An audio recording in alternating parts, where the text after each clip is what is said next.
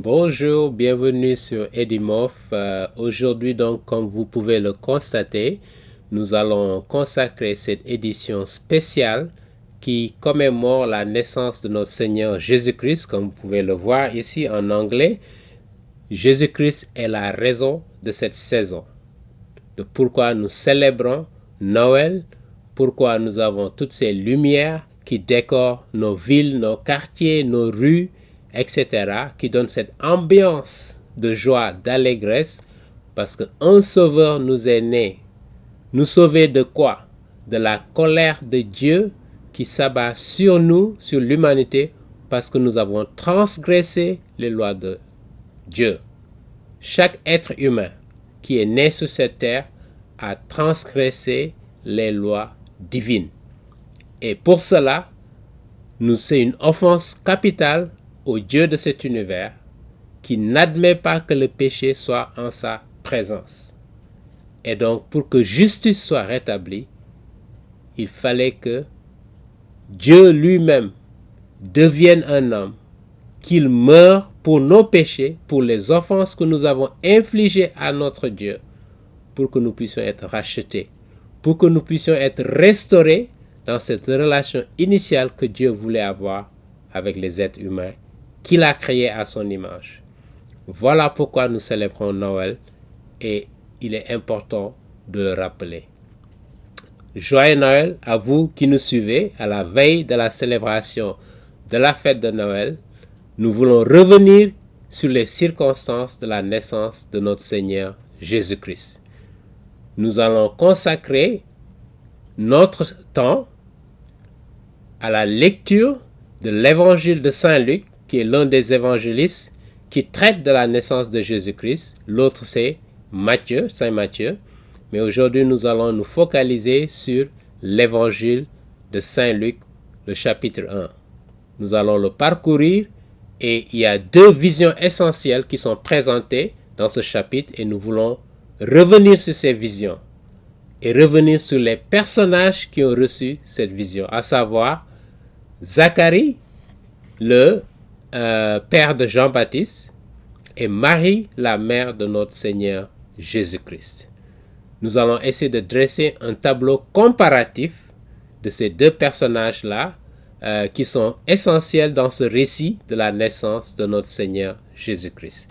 Mais ce que nous allons faire dans un premier temps, nous allons parcourir ce passage pour nous replonger dans le contexte de sa naissance, les circonstances de la naissance de notre Seigneur Jésus-Christ, avant précisément de dresser ce tableau comparatif-là entre Zacharie, le père de Jean-Baptiste, et Marie, la mère de notre Seigneur Jésus-Christ. Donc, restez accrochés pour cette édition spéciale où nous avons beaucoup à partager, mais nous voulons vous remercier de vous être connectés à notre chaîne.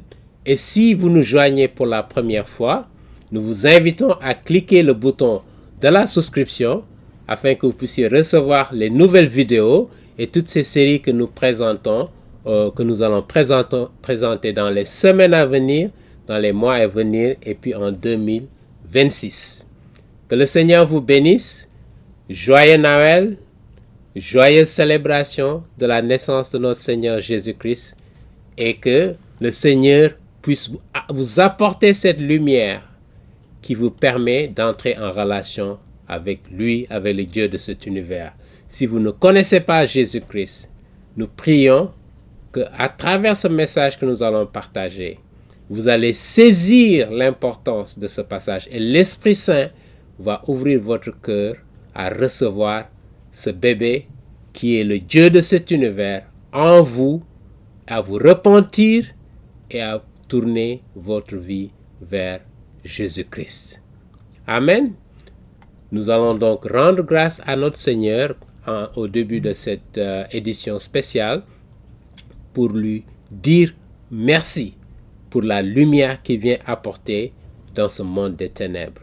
En 2025, le monde est confronté, je dirais, à une crise globale.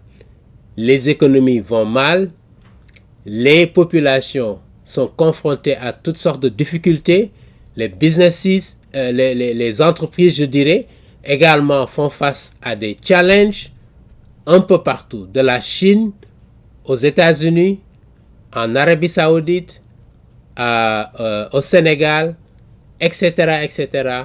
Beaucoup sont confrontés à toutes sortes de difficultés, mais Jésus-Christ veut nous rappeler à travers ce message de sa naissance qu'il y a de l'espoir tant que Jésus-Christ est au centre de nos vies, parce qu'il vient apporter la joie, l'allégresse, même dans des circonstances d'extrême pauvreté.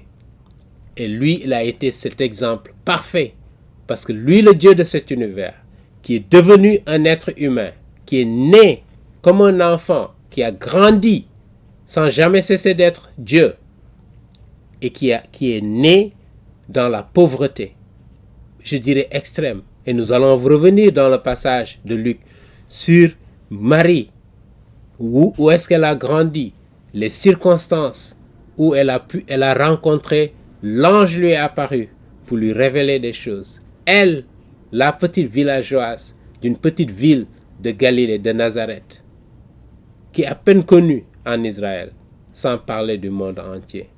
Le Sauveur est né. Et le Sauveur est né à Bethléem. Naturellement, ils étaient à Nazareth.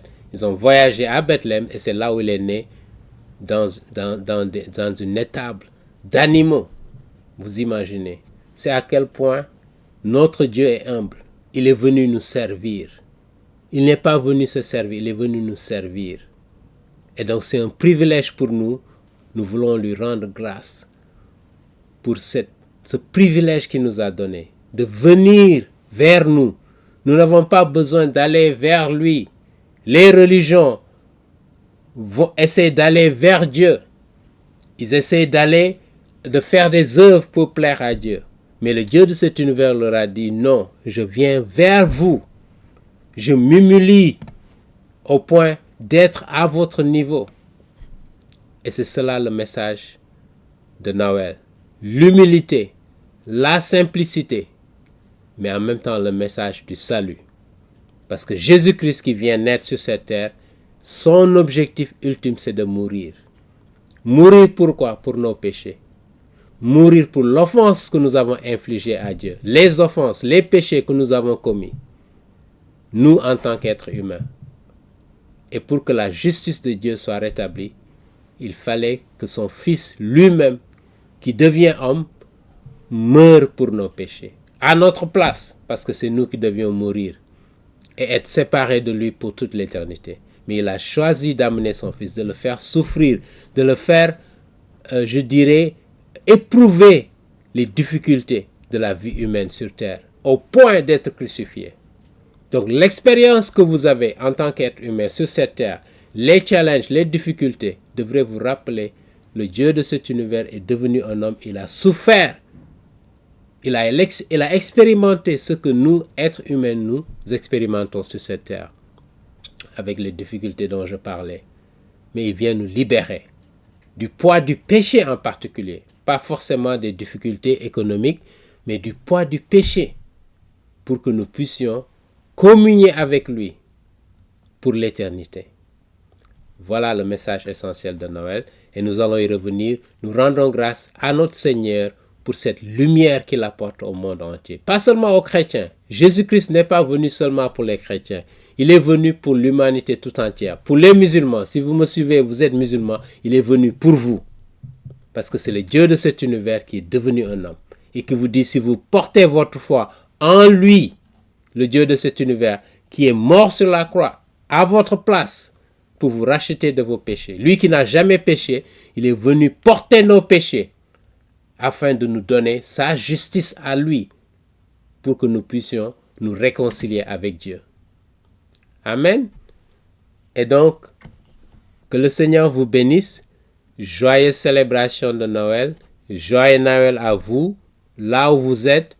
Que le Seigneur bénisse votre célébration et qu'il bénisse l'année 2026 qui va venir pour que ce soit une année remplie de sa grâce, remplie de ses bénédictions, mais surtout une année où vous allez vous connecter davantage avec lui, que si vous ne le connaissez pas, que ce soit l'année où vous le connaissiez, vous le découvrez. Qui est ce Dieu-là de cet univers qui veut venir vers nous? Nous n'avons pas besoin d'aller vers lui. Il vient vers nous.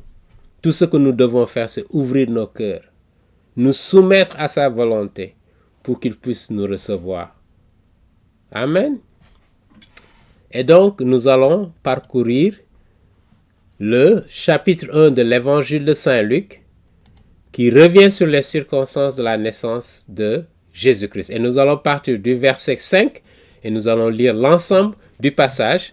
Donc, pour commencer à en faire le commentaire. Et nous allons dresser, comme je l'ai dit, un tableau comparatif entre Zacharie, qui a reçu une vision, et Marie, la mère de notre Seigneur Jésus, qui a aussi reçu une vision de cet ange, du même ange, l'ange Gabriel. Nous allons y revenir. Donc, lisons dans la version de Louis II de 1910, verset 5, donc du chapitre 1 de Luc. Du temps d'Hérode, roi de Judée, il y avait un sacrificateur, ça c'est juste un prêtre de la lignée d'Aaron. Voilà, donc ça c'était les prêtres en Israël qui étaient de cette lignée-là et qui s'est consacré au Seigneur, au service du Seigneur dans le temple de Jérusalem. Et donc il se trouvait que Zacharie justement était en service durant cette période et c'est là où l'ange lui est apparu. Donc continuons la lecture. Nommé Zacharie de la classe d'Abia, sa femme était d'entre les filles d'Aaron, également elle était de la famille aaronique et s'appelait Élisabeth. Tous deux étaient justes devant Dieu. Donc c'était des hommes qui avaient la crainte de Dieu, observant d'une manière irréprochable tous les commandements et toutes les ordonnances du Seigneur. Donc ce n'était pas n'importe qui, c'était des personnes spéciales aux yeux de Dieu. Voilà pourquoi Dieu lui est apparu et précisément Dieu a voulu se manifester à lui, lui confier à son fils une mission spéciale qui va naître. Il se dit, il n'avait point d'enfant parce que Élisabeth était stérile. Ils étaient l'un et l'autre avancés en âge. D'accord? Et donc là, on peut dire, pour ceux qui n'ont pas d'enfants et qui depuis des années cherchent à avoir des enfants, pendant 5 ans, 10 ans, 15 ans, ou peut-être même 20 ans, cherchent à avoir un enfant, mais n'arrivent pas à en avoir. Je voudrais vous rappeler que le Dieu de cet univers, il n'est pas impossible au Dieu de cet univers de vous donner un enfant. Amen. Continuez à prier, persévérez dans vos prières, parce que c'est lui qui donne tout. C'est lui qui est capable de renverser votre situation pour vous donner le désir de votre cœur. Et donc, je voudrais encourager ceux qui n'ont pas encore d'enfants et qui cherchent à avoir des enfants, persévérez dans la prière. Portez votre foi. Continuez à croire que le Dieu des miracles peut agir dans vos vies. Amen.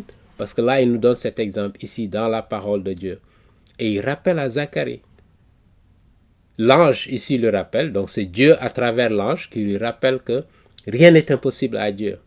S'il l'a fait à Abraham et Sarah, qui avaient entre 90 et 100 ans, lorsqu'ils donnaient naissance à leur fils unique Isaac, il peut le faire à Zacharie et Élisabeth. Et donc nous allons voir justement le fait que Zacharie a douté, ça a entraîné justement que Dieu lui a infligé de ne pas pouvoir parler parce qu'il n'a pas cru. La foi est essentielle pour la vie d'un être humain, encore plus pour un chrétien. Pour connaître Dieu, il faut avoir la foi. Amen. Donc dans tout, il nous dit, ayez la foi. Surtout que Zacharie a eu des exemples passés. Lui qui connaissait la parole de Dieu, qui était dans le temple jour et nuit. Donc naturellement, il connaissait l'histoire d'Abraham et Sarah, l'histoire de Rebecca, qui était aussi stérile pour un temps. La même chose, Rachel, la femme de Jacob. D'accord? Et toutes ces personnes-là, Dieu les a gardées stériles pour un temps, pour son propre pour sa propre, comment dirais-je, purpose, comment on le dit en français encore, pour ses propres raisons. Et que donc nous devons garder espoir parce que Dieu veut utiliser parfois le témoignage de notre vie pour toucher d'autres personnes, pour amener le maximum de gens dans l'église pour qu'ils soient enfants de Dieu. Amen. Voilà pourquoi parfois lorsque nous sommes dans des circonstances difficiles, il faut persévérer, résister, ne pas se laisser aller au découragement ou à ce que les autres disent parce qu'ils ne voient pas que la main de Dieu peut se poser sur vous de façon spéciale. Amen. On continue la lecture. Donc je disais qu'ils étaient stériles, ils étaient l'un et l'autre avancés en âge. Or, pendant qu'il s'acquittait de ses fonctions de prêtre devant Dieu, selon le tour de sa classe, il fut appelé par le sort, d'après la règle du sacerdoce, à entrer dans le temple du Seigneur pour offrir le parfum. Et nous reviendrons justement dans l'Ancien Testament, le livre de l'Exode parle justement de la classification des prêtres, de tous ceux qui appartiennent à la lignée d'Aaron et qui doivent servir dans le temple, qui doivent servir Dieu, se consacrer, ne pas avoir une autre, fonction, un boulot, un emploi, mais se consacrer à Dieu. D'accord? C'était ça le rôle. Et donc, ils étaient classifiés en groupes et ils devaient faire à tour de rôle leur service. Et pendant que Zacharie justement faisait son service, nous allons voir, l'ange lui est apparu et voici ce que l'ange va lui dire. D'accord? Toute la multitude du peuple était en dehors en prière à l'heure du parfum. Alors un ange du Seigneur apparut à Zacharie et se tient debout à droite de l'autel des parfums. Zacharie fut troublé en le voyant et la frayeur s'empara de lui. Mais l'ange lui dit, ne crains point, Zacharie, car ta prière a été exaucée. Et là, donc j'imagine, je m'arrête pour quelques minutes pour dire que certainement, comme c'était des hommes qui étaient justes auprès de Dieu, qui observaient les commandements et les ordonnances de Dieu, sans doute, ils ont beaucoup prié. Mais, comme tout être humain, il arrive des moments de doute, des moments de découragement, ou des moments où on se dit qu'il n'y a plus d'espoir. Et là, l'ange est venu lui rappeler que ta prière persistante a été exaucée. Et voilà qu'il lui annonce la bonne nouvelle, tu auras un enfant. Pas seulement un enfant, il lui dit un fils. Voilà comment la Bible est très précise. Les prophéties annoncées dans la Bible ne sont pas comme ce qu'on voit dans les autres textes sacrés. D'accord? Là, on vous donne des précisions. On vous dit que tu auras un fils. Et il lui donne même le nom que l'enfant aura. Et ça s'appellera Jean. On l'appelle Jean le Baptiste parce qu'il a baptisé non seulement Christ, mais beaucoup d'autres gens. D'accord?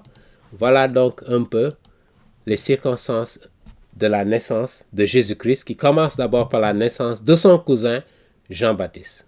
Il dit alors, l'ange lui dit, et Zacharie fut troublé en le voyant et la frayeur s'empara de lui. Donc là également, on peut se poser la question. Naturellement, un ange qui vous apparaît, ça doit vous faire peur. Avec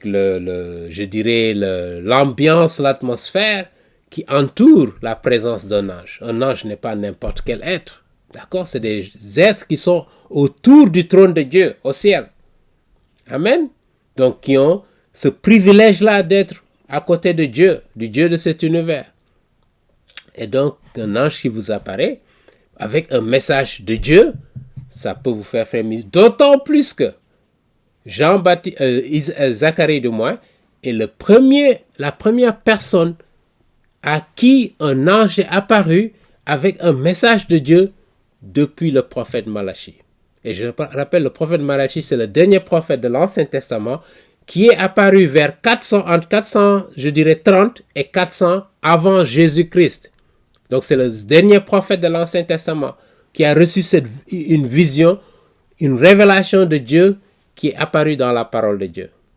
Depuis cette période, depuis 400 avant Jésus-Christ, il n'y a pas eu un ange qui est apparu avec un message de Dieu. Il n'y en a pas eu. Voilà pourquoi, lorsque vous entendez aujourd'hui, en 2025, des énergumènes, je les appellerai, qui se posent pour se dire des prophètes de Dieu, je vous dis, faites attention. ou certains qui vous disent ils ont reçu une vision. Là, on va définir ce qu'est une vision. C'est très important. D'accord? Une vision, d'abord, c'est un événement, je dirais, qui se passe pendant que vous avez les yeux ouverts. Ce n'est pas pendant le rêve. Donc là, vous êtes dans la journée ou la nuit, peu importe, mais vous avez les yeux ouverts. Vos oreilles aussi ouvertes pour entendre. D'accord? Et donc, l'ange lui apparaît, il voit une personne devant lui, avec un éclat, j'imagine, une brillance extraordinaire. Donc, il voit une personne. Donc, la vision, ça peut être, vous voyez quelqu'un et vous entendez ce que la personne dit. Parfois, dans des visions, on ne voit pas la personne, mais on entend une voix. La voix de Dieu qui vient, et nous reviendrons par exemple sur l'apôtre Saint Paul, lorsqu'il allait sur la route de Damas pour persécuter des chrétiens. Jésus-Christ lui est apparu avec une lumière qu'il a vue, et des gens autour de lui qui étaient avec lui n'ont pas vu cette lumière. Voilà pourquoi la vision est spéciale. Ce n'est pas donné à n'importe qui. Et ce n'est pas du jour au lendemain, on se lève, on nous dit qu'il y a une vision. Faisons attention à ces gens-là, aujourd'hui, que j'appellerais des marchands de l'évangile, qui se servent de la parole de Dieu pour, je dirais, tromper les gens.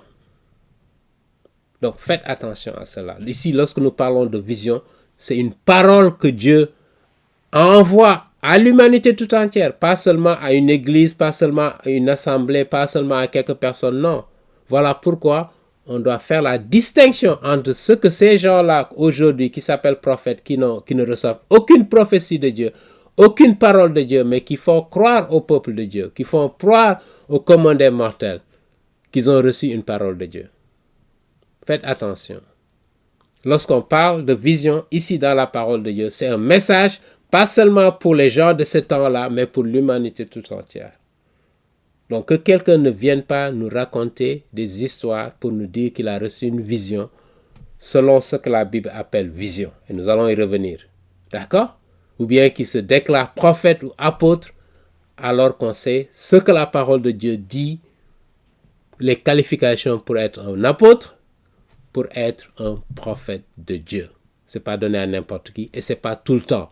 Là, les Juifs, qui sont le peuple choisi par Dieu, Dieu est resté 400 ans avant de se révéler à eux à travers l'ange Gabriel. Et les gens vont nous raconter que du jour au lendemain, Dieu leur a parlé. Non, naturellement, Dieu parle à tout le monde. Pas seulement à des personnes particulières qui ont de grandes églises ou bien qui sont très populaires. Non, Dieu s'adresse même aux plus petits. Dieu nous parle dans les circonstances de nos vies, à travers des personnes que nous connaissons. Il s'adresse à nous.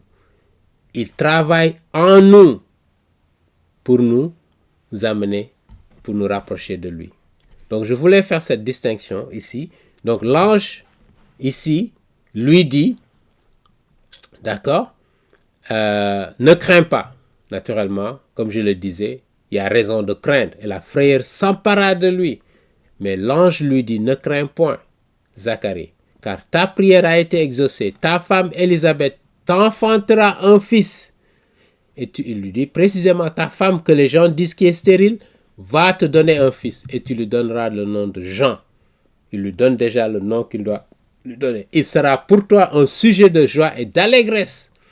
Et plusieurs se réjouiront de sa naissance. Pourquoi? Parce qu'il vient pour devenir le précurseur du Messie, du sauveur de l'humanité. Et ça, c'est une fonction extrêmement importante.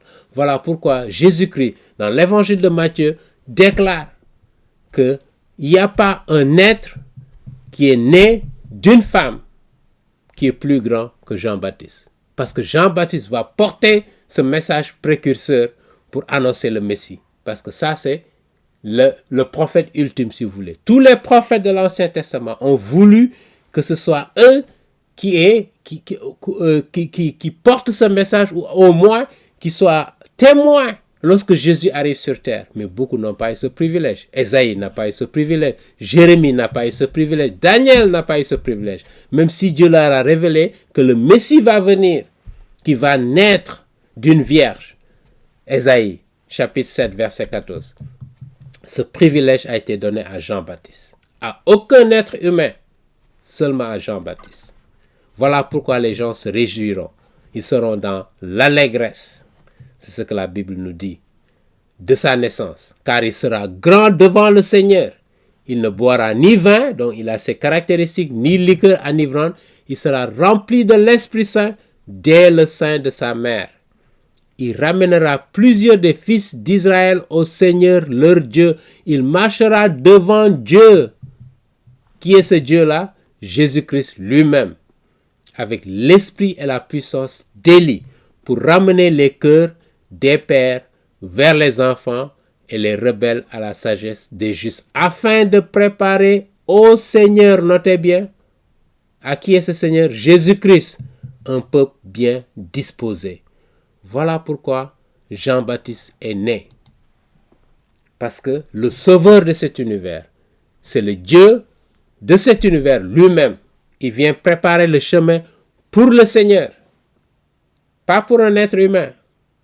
Il va devenir un être humain sans jamais cesser d'être Dieu. Jean-Baptiste vient préparer le chemin du Seigneur, parce qu'il va devenir homme. Il va être incarné sur cette terre pour une mission spéciale. Amen. Voilà pourquoi Noël est spécial. Parce que le message du salut est apporté à l'humanité tout entière. Et Zacharie, là, rapidement, la référence ici, il marchera devant Dieu avec l'esprit et la puissance d'Élie pour ramener les cœurs des pères vers les enfants. Ça, c'est une référence à Malachie, le prophète Malachie, chapitre 4, versets 5 à 6, qui parle justement, regardons ça de près ici. Donc, chapitre 4, verset 5, il dit, « Voici, je vous enverrai Élie. » Voilà, Jean-Baptiste va venir. Il ne sera pas Élie. Jean-Baptiste ne sera pas Élie, c'est important de le préciser, mais il va arriver dans l'esprit et la puissance d'Élie. Amen. Et c'est ce que ici, ce rappel-là, ici, je vous enverrai Élie le prophète avant que le jour de l'Éternel arrive. Ce jour grand et redoutable, il ramènera le cœur des pères. Voilà la référence justement de Luc. Il cite justement Malachie chapitre 4 verset 6. Et le cœur des enfants à leur père, de peur que je ne vienne frapper le pays d'interdit. D'accord? Voilà ce que Saint Luc nous rappelle ici en référence à Malachie. Maintenant, on revient ici. Donc, je disais, voilà, Malachie. Je pense que vous avez la référence ici. Et donc, en revenant ici, il dit, il marchera devant Dieu avec l'esprit et la puissance d'Élie pour ramener les cœurs des pères vers les enfants et les rebelles à la sagesse des justes, afin de préparer au Seigneur, notez bien, pas à l'homme Jésus, pas à l'enfant Jésus, non, au Seigneur, un peuple bien disposé. Zacharie dit à l'ange, « À quoi reconnaîtrai-je cela? Car je suis vieux et ma femme est avancée en âge. » L'ange lui répondit, « Je suis Gabriel. » Là, il se présente, il donne son identité, il décline son identité. L'ange Gabriel, « Je me tiens devant Dieu. J'ai été envoyé par Dieu pour te parler et pour t'annoncer cette bonne nouvelle de la naissance de ton fils. Et voici, tu seras muet. » Waouh! On se dit, mais comment se fait-il que, à cause de ce que Jean-Baptiste lui a posé comme question, là, il faut noter que dans cette question, Zacharie émet des doutes, ne croit pas à ce que l'ange lui dit. Comme je vous ai dit, ça fait 400 ans, un ange n'est pas apparu au peuple d'Israël, tout entier, à personne. Et tout d'un coup, l'ange lui apparaît, lui Zacharie. Donc ça, c'est un privilège extraordinaire. Voilà pourquoi nous allons dresser ce tableau comparatif-là entre Zacharie et Marie, parce que ce même ange va apparaître à Marie dans les versets un peu qui suivent. D'accord? Donc, mais on voit qu'il sera frappé il sera muet pendant toute la période de grossesse jusqu'à la naissance de Jean-Baptiste. Donc là, Dieu sanctionne l'incrédulité.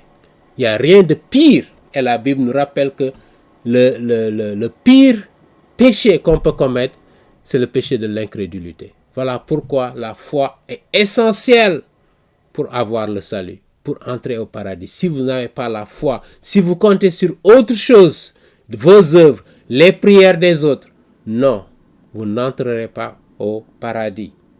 C'est la foi qui vous fait entrer au paradis et la foi seule. Amen. Voilà l'incrédulité de Zacharie qu'il va lui coûter, qu'il ne pourra plus parler, ne serait-ce que pour un temps. Et on va contraster ça, cette incrédulité-là de Zacharie avec la foi innocente de Marie, la mère de Jésus-Christ. Lorsque ce même ange lui apparaît 6 mois après, on voit que l'attitude de Marie contraste avec l'attitude de Zacharie ici. Même si Zacharie était juste devant Dieu, était un homme de Dieu, comme il nous l'a rappelé.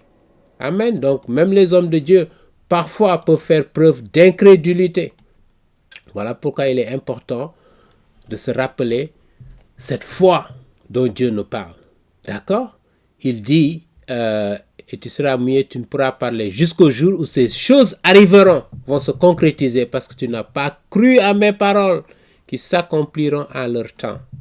Exactement tel que prophétisé. Cependant, le peuple attendait Zacharie dehors, les gens qui étaient dans le temple qui attendaient, s'étonnant de ce qu'il restait si longtemps dans le temple parce qu'il était en interaction avec l'ange. Il dit quand il sortit, il ne put leur parler. Il comprit qu'il avait eu une vision. Voilà ce qu'on appelle une vision. Dans le temple, il leur faisait des signes et il resta muet. D'accord? Donc ici, on voit la vision qu'il a et les circonstances de l'annonce de la naissance de son fils. Lorsque ces jours de service furent écoulés, donc chaque prêtre a un temps qui est consacré pour ses services dans le temple. Quand il finit, il s'en va, un autre groupe arrive. Et là, on peut le voir, on va le regarder rapidement ici, dans le livre de l'Exode, au chapitre 30, versets 7 et 8, regardons ça de près pour voir un peu ce que ce passage-là nous dit dans le livre de l'Exode. Ok, chapitre 7, lisons-le rapidement, 7 et 8, et on peut commencer au verset 6 même, s'adressant aux Lévites. Les Lévites, donc c'est les prêtres qui étaient chargés du service de tout ce qui est autour du temple. Voilà, spirituel, les aspects spirituels. Tu placeras l'autel en face du voile, on donne des instructions, ça c'est Dieu, qui est devant l'arche du témoignage, en face du propitiatoire qui est sur le témoignage, et où je me rencontrerai avec toi. D'accord? Et il dit, Aaron, il fera brûler du parfum odorant, il en fera brûler chaque matin lorsqu'il préparera les lampes. Il en fera brûler aussi entre les 2 soirs. Et l'ange lui est apparu justement, l'ange Gabriel apparaît à Zacharie entre ces 2 soirs-là, lorsqu'il arrangera les lampes. C'est ainsi que l'on brûlera à perpétuité. Donc depuis le Aaron jusqu'à Zacharie, vous imaginez combien de générations de prêtres sont passés du parfum devant l'Éternel parmi vos descendants. Vous n'offrirez sur l'autel ni parfum étranger, ni holocauste, ni offrande, et vous n'y répandrez aucune libation. Voilà la référence que justement l'évangéliste Saint Luc fait concernant le tour de Zacharie justement, qui fait ses services. Lorsque ces jours sont écoulés, il était responsable de ça. Donc il y a un autre groupe qui arrive. Et vous pouvez prendre également le deuxième livre des Chroniques, chapitre 29, verset 11. Le premier livre des Chroniques, chapitre 23, verset 13. Prenez note, vous pouvez les lire selon votre temps, qui fait référence justement à ces services spécialisés des prêtres, des Lévites qu'on les appelle, qui servaient dans le temple. Voilà. Donc, et Lévitique également, chapitre 16, verset 17. Je vous exhorte à aller lire ces différents passages pour vous replonger un peu dans ce contexte. Voilà, on continue. Et donc ici, lorsque ces jours de service furent écoulés, il s'en alla chez lui. Il habitait un peu autour de Jérusalem. Quelque temps après, Élisabeth, sa femme, devint enceinte, comme l'ange l'avait prédit. Elle se cacha pendant 5 mois, vous imaginez, parce qu'étant restée pendant des années et des années à souffrir du fait qu'elle ne pouvait pas avoir d'enfant, et que c'était justement c'était à cause d'elle, parce qu'elle était stérile, d'accord? Mais il faut rappeler que la stérilité, ce n'est pas seulement toujours du côté des femmes. Parfois, ça peut être l'homme qui est stérile. D'accord? Mais ici, dans les circonstances, c'est Élisabeth qui est stérile. Et ça lui a fait beaucoup de honte. Elle supportait le poids de cette souffrance en elle-même. Et voilà pourquoi pendant 5 mois, elle n'est pas sortie pour que l'on voie qu'elle était enceinte. Vous imaginez. Donc à quel point ça jette de l'opprobre sur lui. C'est la grâce que le Seigneur m'a faite, la faveur spéciale, quand il a jeté les yeux sur moi pour ôter mon opprobre parmi les hommes. Vous imaginez la souffrance, la peine, ce que les gens riaient d'elle, les êtres humains, qui n'ont pas la miséricorde. Parce que quelqu'un n'est pas en mesure d'avoir un enfant, on la traite pour rien qu'un être humain. Maintenant, au 6e mois maintenant, l'ange Gabriel fut envoyé par Dieu encore une deuxième fois dans une ville de Galilée. Là-bas, Zacharie, c'était à Jérusalem, dans le temple. Ici, c'est une ville qui est à 60-70 km, je dirais, de Jérusalem, au nord. La ville de Galilée s'appelait Nazareth. C'était une ville de rien du tout. Petite ville auprès d'une vierge qui aussi vivait dans une famille très modeste, fiancée à un homme de la maison de David nommé Joseph. Notez bien qu'elle était fiancée. Parce que chez les Juifs, la tradition du mariage, il y a 3 étapes. Il y a ce qu'on appelle d'abord, avant d'arriver aux fiançailles, je dirais la première rencontre entre les familles. Donc les deux papas. Papa de la femme, papa du mari, qui se retrouvent et qui s'accordent pour dire que ces deux-là, ils veulent se marier. D'accord? Ça, c'est la première étape. Ensuite, il y a ce qu'on appelle l'étape des fiançailles. Et après les fiançailles, ils doivent rester pendant 1 an séparés l'un de l'autre. Et dans ces 1 an-là, l'époux peut venir à tout moment pour épouser, pour consommer le mariage. Et ça, c'était le cas de Joseph, justement, le fiancé de Marie. Pendant que l'ange est arrivé à 6 mois après l'annonce, la vision de Zacharie, l'ange apparaît à Marie également, qui a une vision, et lui annonce la naissance de son fils. Mais en ce moment-là, Marie était seulement fiancée. Elle n'avait pas encore consommé le mariage. Voilà, et pourquoi il lui a dit, tant qu'elle n'a pas consommé le mariage, elle demeure vierge. Il lui a dit, comment est-ce que cela se fera? Je ne comprends pas. Là également, elle pose une question au ange, mais contrairement à Zacharie, elle le faisait en toute crédulité. Elle a cru à l'ange. Elle sait qu'elle avait une mission spéciale. Et c'était une femme humble, qui était d'une humilité extraordinaire, essentiellement parce qu'elle était née d'une famille modeste d'abord, en particulier. Mais ça lui a donné, et elle avait la crainte de Dieu également. Tout comme Zacharie et Élisabeth. Donc Dieu ne choisit pas n'importe comment pour les missions spécifiques, surtout lorsqu'il s'agit du Seigneur. Donc il a choisi d'abord une femme qui est de la lignée de David. D'accord? Du côté de Marie, mais également du côté de Joseph, son fiancé. Et il a choisi une femme modeste qui vit dans une famille modeste, le Dieu de cet univers, pour nous rappeler, nous êtres humains, l'humilité. Nous sommes appelés à être humbles, à être des serviteurs.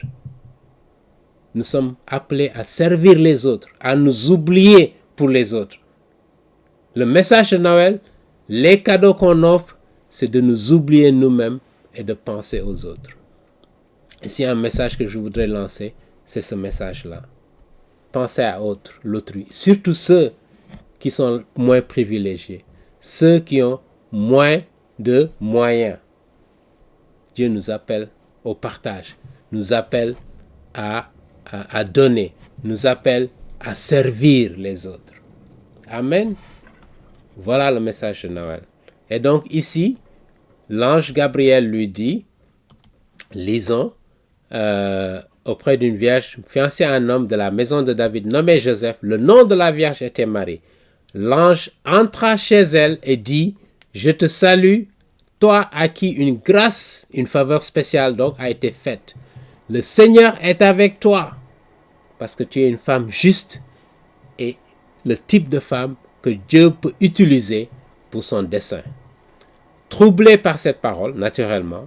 Encore une fois, ce n'était pas des choses qui arrivaient régulièrement. Marie se demandait ce que pouvait signifier une telle salutation. Elle se posait la question en elle-même. Pas qu'elle doutait, mais elle se demandait qu'est-ce que cela peut être? Comment est-ce que je peux comprendre ceci? Et donc, l'ange lui dit, ne crains point, Marie, car tu as trouvé grâce devant Dieu. Et voici, tu deviendras enceinte. Et tu enfanteras un fils. D'accord? Ça, c'est le mystère de l'incarnation. D'accord? L'immaculée conception de Jésus-Christ. Et tu lui donneras le nom de Jésus. Parce que le nom de Jésus signifie le salut, justement. Jehoshua. Dieu sauve. Amen. Ah, c'est le nom de Jésus-Christ. Et donc, il sera grand et sera appelé Fils du Très-Haut, le Fils de Dieu. Donc, ce n'est pas n'importe quel enfant. Et le Seigneur Dieu lui donnera le trône de David, son père, parce qu'il est de la descendance de David, à travers Marie et à travers Joseph. Il régnera sur la maison de Jacob éternellement, et son règne n'aura point de fin. Nous sommes en train d'examiner l'exégèse du livre de Daniel. Et au chapitre 2, nous sommes au chapitre 2, nous allons voir d'ici quelques semaines, il y a une pierre qui a été taillée sur une montagne sans main, qui va détruire tous les royaumes qui sont là, et il va instaurer son règne, et son règne n'aura pas de fin. Cette pierre-là, c'est Jésus-Christ lui-même. Et Daniel, dans son interprétation, va nous le dire. Là, il nous rappelle que quand il va venir, son règne, c'est pour l'éternité. D'abord, il va venir une première fois pour régner dans le cœur des êtres humains. Mais il va revenir pour instaurer sa justice, la justice de Dieu. Parce que nous n'avons pas une justice dans ce monde. C'est une justice corrompue dans tous les pays. Il n'y a pas un pays où la justice est selon ce que Dieu demande. Parce que nous avons des gens qui sont innocents, qui sont condamnés, et des coupables qui sont libérés. Tous les jours. Parce qu'ils ont donné de l'argent, parce qu'ils sont puissants, etc., etc.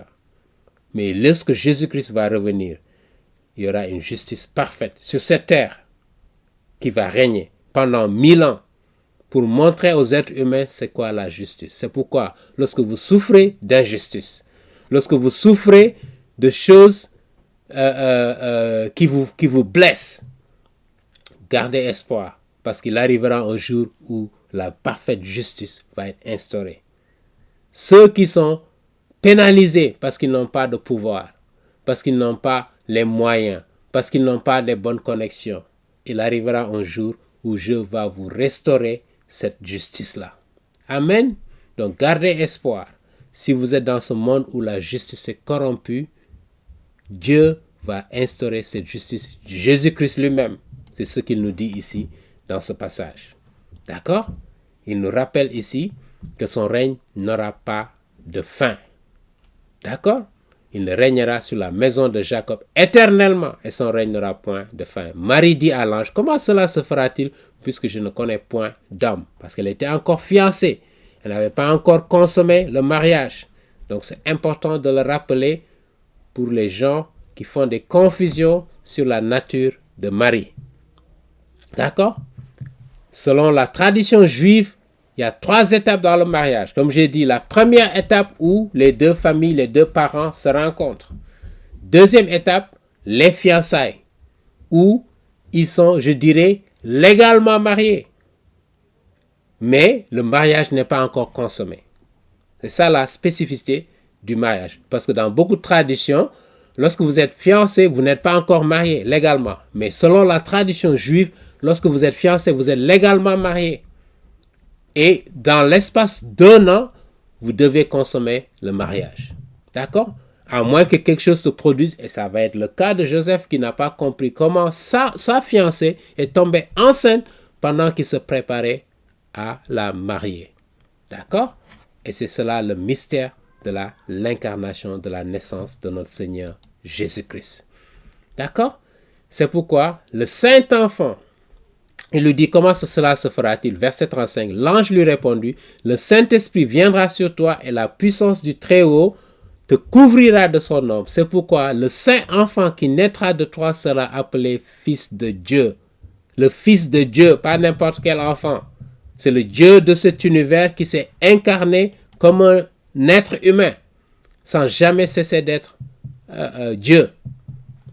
Amen. Voilà ce que nous célébrons à Noël. Voici Élisabeth, ta parente, qui est parentée à elle, a conçu elle aussi un fils en sa vieillesse. Donc la deuxième nouvelle que l'ange lui annonce, c'est que Élisabeth va donner naissance à un enfant. Et c'est celle qui était appelée stérile est dans son 6e mois. Car rien n'est impossible à Dieu. Amen. Rien n'est impossible à Dieu. Nous devons nous rappeler cela. Voilà pourquoi nous devons porter notre foi en Dieu, qui est capable de tout faire, capable de tout transformer, de toutes sortes de miracles. Amen. Marie dit, voilà une attitude de foi d'une femme qui a une foi profonde et simple. Je suis la servante du Seigneur. Qu'il me soit fait selon ta parole. Et c'est cela, faire preuve de foi. Parce que la foi, on ne comprend pas tout. On ne comprend pas pourquoi Dieu fait ou bien autorise que certaines choses se passent dans nos vies. Des gens qui perdent des parents, des êtres qui leur sont chers. Plusieurs personnes dans la famille décèdent. Et vous vous retrouvez déboussolé. Récemment, j'ai appris une dame qui vient de perdre son fils, qui a fait un accident, qui avait 19 ans, un accident de voiture, qui est décédé. On ne comprend pas pourquoi des choses comme ça arrivent. Et voilà pourquoi nous avons besoin de foi. Parce qu'on ne peut pas tout comprendre, saisir comment Dieu agit, quel est son dessein, qu'est-ce qu'il veut réaliser à travers ce qui se passe. Comment il peut utiliser les circonstances de notre vie pour nous grandir dans la foi, pour nous rapprocher de lui. Ça, c'est le mystère de Dieu. Mais ce qu'il faut savoir, c'est que rien n'est impossible à lui.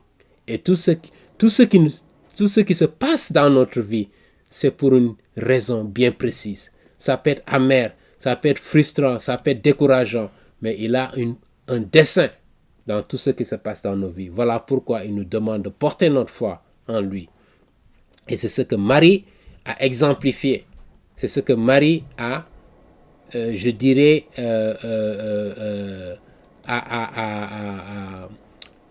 display, comme on dit ça encore en français. C'est ce qu'il a exhibé, cette caractéristique-là d'une servante qui veut se soumettre à la volonté de Dieu.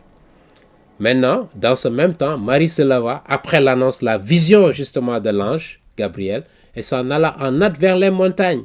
Donc elle qui était à Nazareth, elle est descendue vers le sud, en Judée, là où Élisabeth et Zacharie habitaient. Elle entra dans la maison de Zacharie et salua Élisabeth. Dès que Élisabeth entendit la salutation de Marie, son enfant tressaillit dans son sein et elle fut remplie du Saint-Esprit.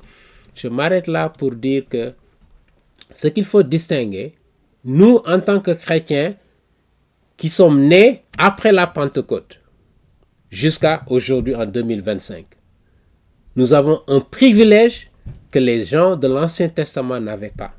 C'est que nous avons l'Esprit Saint en nous, pas qui vient de temps en temps, comme dans l'Ancien Testament. Élisabeth, par exemple, elle était remplie du Saint-Esprit, qui est venu en elle à un moment précis, mais qui va la quitter après quelque temps. Et voilà, comme ça, elle a pu prophétiser, parce que elle était remplie du Saint-Esprit. Son fils qui était dans le ventre était rempli du Saint-Esprit. Zacharie également, qui va prophétiser, nous allons le voir dans ce passage de Luc. Marie également, qui va prophétiser, parce qu'elle était aussi remplie du Saint-Esprit. Amen. Voilà la distinction entre quand quelqu'un est rempli du Saint-Esprit dans l'Ancien Testament, c'est pour une période temporaire.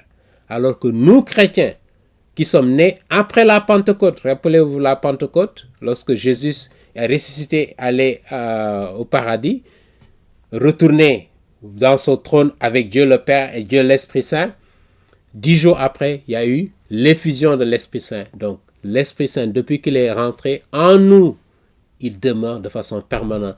Lorsque vous portez votre foi en Jésus-Christ, l'œuvre qu'il a accomplie sur la croix, et si vous comptez sur cela pour votre salut, si vous comptez sur autre chose, vous n'avez pas de chance d'entrer au paradis. C'est pas moi qui le dis, c'est la parole de Dieu qui le dit, qui nous le rappelle. Quelles que soient les traditions qu'on vous a enseignées, Dieu nous dit que c'est par la foi et seulement par la foi qu'on peut entrer au paradis. Amen.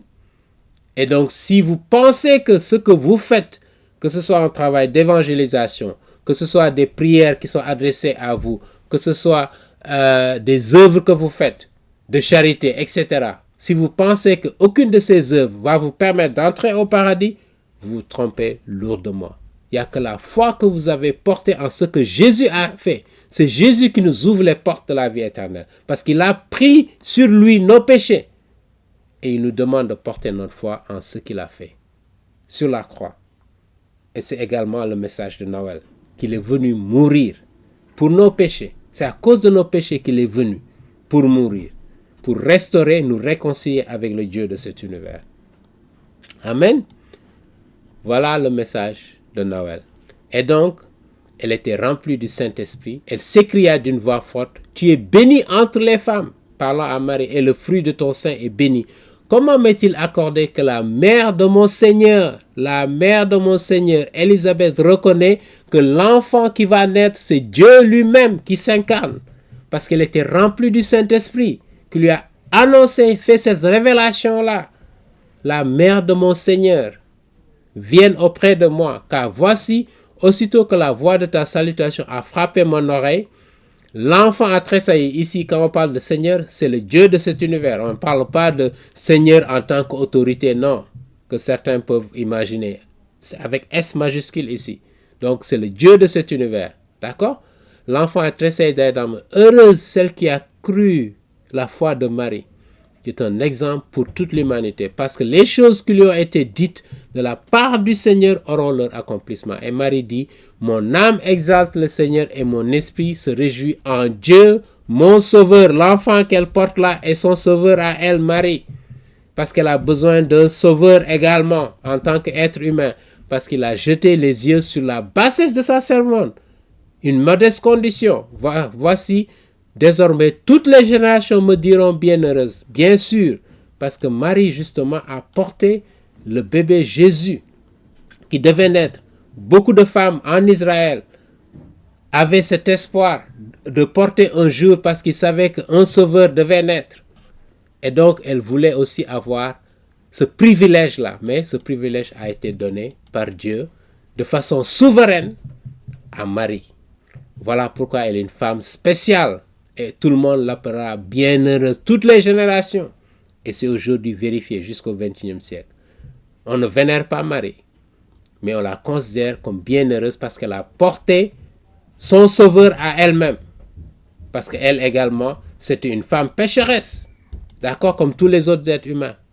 Mais Dieu lui a donné cette mission spéciale de porter le Dieu de cet univers à travers l'enfant Jésus-Christ. Son nom est saint.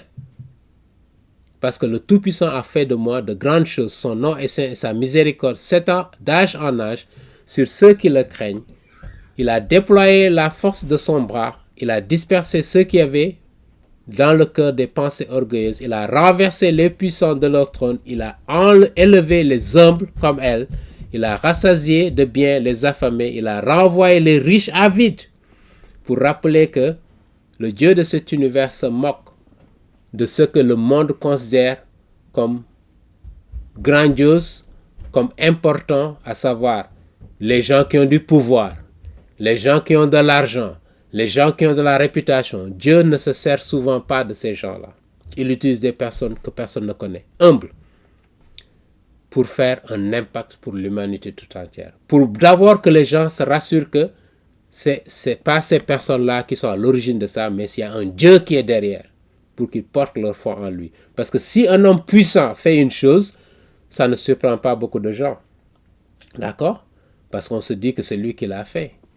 Mais si Dieu se sert d'une servante comme Marie, qui vient dans une ville de rien du tout, ordinaire, pour laisser un message à l'humanité tout entière que nous célébrons depuis le 1er siècle jusqu'à maintenant en 2025. Amen. Pour dire combien notre Dieu est grand. Le Dieu d'Abraham, d'Isaac et de Jacob. Il est puissant, il est omniscient, il est majestueux. Amen. Il a secouru Israël, son serviteur. Il s'est souvenu de sa miséricorde, comme il avait dit à nos pères, envers Abraham et sa postérité pour toujours. Marie demeura avec Élisabeth environ 3 mois, ensuite elle retournera chez elle, à Nazareth. Le temps où Élisabeth devait accoucher arriva, elle enfanta un fils, tel que l'ange Gabriel l'avait prophétisé. Ses voisins et ses parents apprirent que le Seigneur avait fait éclater en Vanessa sa miséricorde et se réjouir avec elle. Comme l'ange Gabriel l'avait annoncé, que vous allez vous réjouir avec la naissance de Jean-Baptiste. Le 8e jour, ils vinrent lui circoncire l'enfant, comme dans la tradition juive, avec l'alliance que Dieu a établie avec Abraham et tous ses descendants. Il l'appelait Zacharie du nom de son père. Ils lui ont donné un nom. Mais sa mère prit la parole et dit non, il sera appelé Jean, parce qu'elle a reçu justement la prophétie que l'ange lui a donnée. Il lui dit, il n'y a pas dans la parenté personne qui soit appelée de son nom. Il se demandait, mais comment se fait-il que vous donnez un nom qu'on ne connaît pas? Ils firent des signes à son père pour savoir comment il voulait qu'on l'appelle. Zacharie demanda des tablettes et il écrivit, ce qui nous rappelle que même durant cette période, il y avait des gens instruits qui pouvaient écrire et lire Jean et son nom, et tous furent dans l'étonnement. Au même instant, sa bouche s'ouvrit, sa langue se délia, un autre miracle, et il parlait bénissant Dieu, tel que l'ange Gabriel l'avait prédit. On peut au moins noter plus d'une dizaine de prophéties qui sont concrétisées telles que l'ange les avait annoncées. Amen. C'est la Bible qui peut fournir de tels renseignements. La seule parole, les seules écritures saintes qui peuvent nous donner ce type de prophétie. La crainte s'empara de tous les habitants d'alentour, ce qui est normal, et dans toutes les montagnes de la Judée, on s'entretenait de toutes ces choses. Tous ceux qui les apprirent les gardèrent dans leur cœur en disant, que sera donc cet enfant? Et la main du Seigneur était avec lui. Zacharie, son père, notez bien, fut rempli du Saint-Esprit.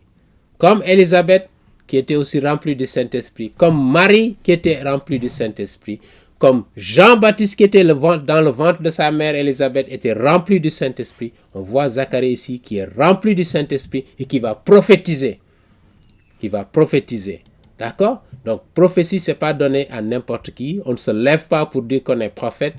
Il faut que l'Esprit Saint soit avec vous et qu'il vous révèle des choses que vous puissiez partager non seulement à votre communauté, mais à l'humanité tout entière. Voilà pourquoi une personne ne peut pas se lever juste et dire que c'est un prophète. Amen. Dieu s'adresse à tout le monde naturellement, en particulier aux chrétiens.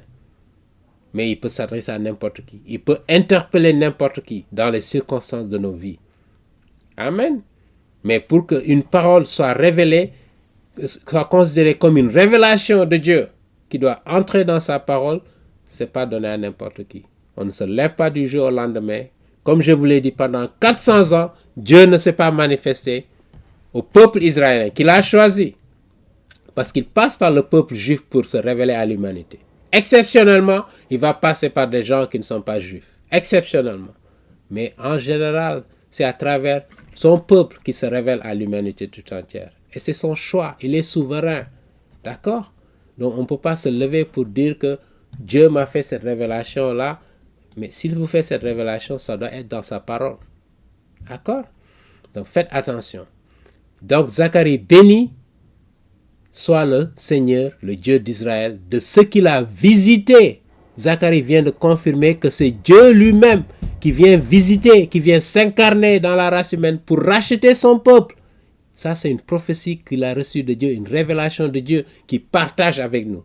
Donc, il agit comme un prophète. Il nous a suscité un puissant sauveur dans la maison de David, son serviteur, comme il l'avait annoncé par la bouche de ses prophètes. Jean-Baptiste, qui connaît bien l'Ancien Testament, qui sait ce que les prophètes de l'Ancien Testament ont annoncé concernant la venue du Messie. Amen.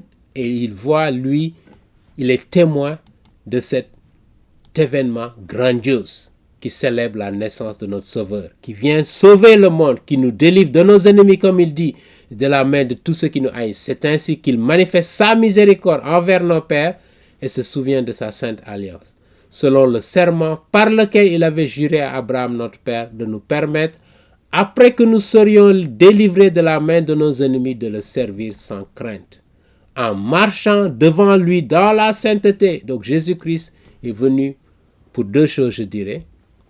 D'abord pour mourir, pour nous racheter de nos péchés et nous donner la vie éternelle pour ceux qui portent leur foi en lui. Deuxièmement, de nous montrer comment vivre une vie de sainteté, parce qu'il a vécu une vie parfaite. Et c'est ce que Jean-Baptiste ici, Zacharie du moins, est en train de prophétiser et nous rappelle ici. D'accord? En marchant devant lui dans la sainteté et dans la justice tous les jours de notre vie. Et toi, petit enfant, tu seras appelé prophète du Très-Haut, parlant à son fils Jean-Baptiste. Car tu marcheras devant la face du Seigneur, pas devant un être humain simple. Non, la face du Seigneur, le Dieu de cet univers qui va marcher sur cette terre. Donc il va marcher devant lui, il va préparer ses voies. Voilà pourquoi Jean-Baptiste a une mission spéciale. Et c'est pourquoi Jésus-Christ, dans l'évangile de Matthieu, chapitre 11, verset 11, nous rappelle, il n'y a pas un être humain né d'une femme qui est plus grand que Jean-Baptiste. Extraordinaire déclaration de Jésus-Christ pour rappeler à l'humanité que Jean-Baptiste n'était pas n'importe qui. C'était le dernier prophète de l'Ancien Testament et il a eu le privilège que même le prophète Ésaïe, Jérémie, Daniel n'ont pas eu. Que lui, il va préparer la voie pour l'Éternel, pour le Dieu de cet univers, pour venir s'incarner dans la race humaine, mourir pour nos péchés et nous racheter, afin de donner à son peuple la connaissance du salut. Jésus-Christ qui vient apporter le salut. Les lumières que nous célébrons à Noël, c'est la lumière de Jésus-Christ qui vient envahir nos ténèbres, les ténèbres de nos cœurs, pour nous sortir des ténèbres et nous faire voir la lumière de l'Éternel. Amen. Voilà Noël, ce que nous célébrons à Noël, afin de délivrer son peuple, donner à son peuple la connaissance du salut par le pardon de ses péchés, parce que Jésus-Christ est le seul qui peut nous pardonner nos péchés. Mais que nous devons nous repentir et porter notre foi en Jésus-Christ. Changer notre façon de penser, c'est cela se repentir. D'accord? C'est pas aller confesser à un prêtre ou bien faire des actes. Non. C'est changer sa façon de penser en embrassant Jésus-Christ et la vie qu'il a vécue pour être transformé. Amen. Donc on termine ici pour éclairer ceux qui sont en vertu de laquelle le soleil levant nous a visités d'en haut, le Dieu de cet univers, pour éclairer tous ceux qui sont assis dans les ténèbres et dans l'ombre de la mort, pour diriger nos pas dans le chemin de la paix, parce que c'est lui le prince de la paix. Or, l'enfant croissait et se fortifiait en esprit. Il demeura, ça c'est Jean-Baptiste maintenant, il demeura dans les déserts jusqu'au jour où il se présenta devant Israël. Voilà un peu le message que nous voulons décortiquer à cette veille de la célébration de la naissance de Jésus-Christ, la veille de Noël. Et nous allons donc, dans cette présentation, comme je vous le disais, dresser un tableau comparatif entre les personnages de Zacharie et Marie, deux personnes clés de l'histoire du récit de la naissance de Jésus-Christ qui ont eu une vision. Voilà pourquoi nous voulons contraster les deux. Et donc, dans la prochaine vidéo, parce que là, nous n'avons pas eu le temps de développer ça, nous allons développer dans la deuxième vision ce contraste entre ces deux personnages. Les visions qu'ils ont eues et ce qui les caractérise, ce qu'ils ont en commun et ce qui les différencie concernant le récit de la naissance de notre Seigneur Jésus-Christ. Joyeux Noël, joyeuse célébration de la naissance de notre Seigneur Jésus-Christ et que Dieu vous bénisse. À bientôt.